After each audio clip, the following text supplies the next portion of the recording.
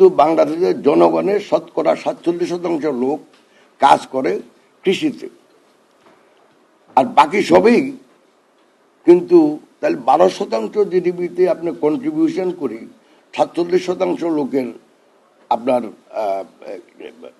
কর্মসংস্থান করতে চান, এটা ভেরি আনইভেন। বাট এটা আবার হিস্টোরিক।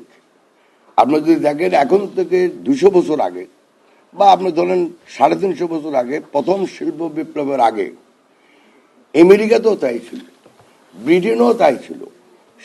80% লোক কাজ করতো এগ্রিকালচারে। এখন কমতে কমতে কমতে কমতে ওদের ইন্ডাস্ট্রির কন্ট্রিবিউশন হইল ধরেন অলরেডি 70% হবে, কিন্তু এগ্রিকালচারে হয়তো ধরেন যাই হোক কাজ করে মাত্র 1 থেকে 2%। ইউরোপে 2.5 থেকে 3% কর্মসংস্থান হয় এগ্রিকালচারে। তো এগ্রিকালচারের কন্ট্রিবিউশন তো ওদের কম, এমপ্লয়মেন্টও কম। এখন আমাদের এই যে 1,47,000 ছেলে, প্রতি বছর 22 লক্ষ লোক কর্মসংস্থানের জন্য চাকরি বাজারে আসতেছে, 1।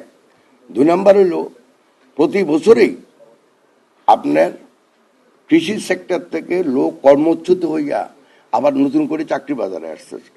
তা আমি যদি ধরি যে সবকিছু মিলে 25 লক্ষ লোক চাকরি বাজারে আসতেছে, এর ভিতরে ধরেন অনেকের বিয়ে হয়ে যায়, আমাদের মেয়েদের, ওরা হয়তো চাকরি চায় না, অনেকে বিদেশে চলে যাচ্ছে। তো আমরা কি সবগুলাকে বিদেশে পাঠাই দিব? কত লোকের আপনি বিদেশে পাঠাইবেন? তো আমাদের অর্থনৈতিক প্রবৃদ্ধি অত্যন্ত জরুরি। অর্থনৈতিক প্রবৃদ্ধির অনলি উপায় হলো আপনাকে উৎপাদন বাড়ানো। উৎপাদনের সাথে কৃষিও আছে। তো উৎপাদন যদি আমরা বাড়াতে চাই তাহলে আমাদের ইন্ডাস্ট্রি দরকার। তো উৎপাদন এবং কর্মসংস্থান সৃষ্টি করার জন্য আমাদের ইন্ডাস্ট্রি অত্যন্ত জরুরি। কিন্তু আমরা এন্ডও করতে পারি না যে ইন্ডাস্ট্রি করার জন্য আমরা আমাদের পরিবেশকে নষ্ট করবো, সেটাও আমরা চাই না।